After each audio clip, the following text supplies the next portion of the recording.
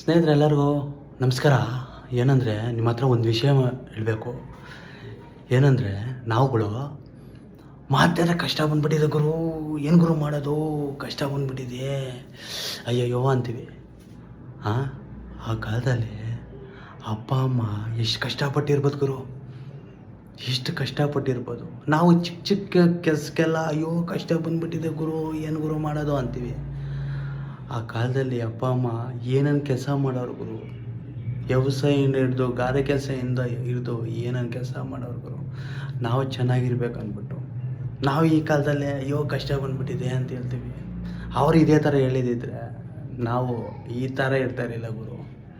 ಅವರು ಕಷ್ಟ ಆಗಲಿ ಸುಖ ಆಗಲಿ ಏನೇ ಆಗಲಿ ಎಲ್ಲ ಎದುರಿಸ್ಕೊಂಡು ಮುಂದೆ ಬಂದವರು ಗುರು.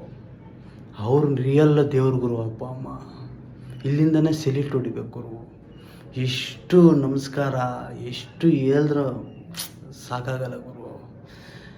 ಪ್ರತಿಯೊಬ್ಬರಿಗೂ ಒಂದು ಮಾತು ಹೇಳ್ತೀನಿ, ತಂದೆ ತಾಯಿ ಆಶೀರ್ವಾದ ತಗೊಂಡೋಗಿ ಅವ್ರಿಗೆ ಯಾವ ಕಾರಣಕ್ಕೂ ನೋವು ಕೊಡೋಕೆ ಹೋಗಬೇಡಿ. ಅವ್ರು ನಮಗೋಸ್ಕರ ಎಷ್ಟು ಕಷ್ಟಪಟ್ಟವ್ರೆ. ನಾವು ಈ ಕಾಲದಲ್ಲಿ ಚಿಕ್ಕ ಚಿಕ್ಕ ಕೆಲಸಕ್ಕೆಲ್ಲ ಕಷ್ಟ ಬಂದುಬಿಟ್ಟಿದೆ ಅಂತ ಹೇಳ್ತೀವಿ. ನಾನೇನು ಸಾಚಲ್ಲ ಗುರು, ನಾನು ಎಷ್ಟೋ ಜನಕ್ಕೆ ಹೇಳಿದ್ದೀನಿ ಗುರು, ದೇವ್ರನ್ನೇ ಏನು ಗುರು ಕಷ್ಟ ಬಂದುಬಿಟ್ಟಿದೆ ಎಲ್ಲರ ಹತ್ರ ಹೇಳಿದ್ದೀನಿ. ನಾನೇನು ಸಾಧ್ಯ ಅಲ್ಲ, ನನಗೂ ಸೇರಿಸಿ ಹೇಳ್ಕೊತಾ ಇದ್ದೀನಿ. ನಾನೇ ಎಲ್ಲರಿಗೂ ಒಳ್ಳೆಯದಾಗಲಿ, ಯಾವ ಕಾರಣಕ್ಕೂ ಅಪ್ಪ ಅಮ್ಮಗೆ ನೋವು ಕೊಡೋಕೆ ಹೋಗಬೇಡಿ. ಎಲ್ಲೇ ಹೋದ್ರೇನು ಅವ್ರ ಆಶೀರ್ವಾದ ತೊಗೊಂಡೋಗಿ ಅವ್ರು ನೋವು ಕೊಡೋಕೆ ಹೋಗಬೇಡಿ. ಅವ್ರು ನಮಗೋಸ್ಕರ ಎಷ್ಟು ಕಷ್ಟಪಟ್ಟವ್ರೆ. ಅಷ್ಟು ಹೇಳಬೇಕಾಗಿತ್ತು, ಇಷ್ಟು ಹೇಳಬೇಕಾಗಿತ್ತು ನಿಮ್ಮ ಮುಂದೆ. ಅದಕ್ಕೆ ನಿಮ್ಮ ಹತ್ರ ಶೇರ್ ಮಾಡ್ಕೊತಾ ಇದ್ದೀನಿ. ಎಲ್ಲರಿಗೂ ಒಳ್ಳೆಯದಾಗಲಿ.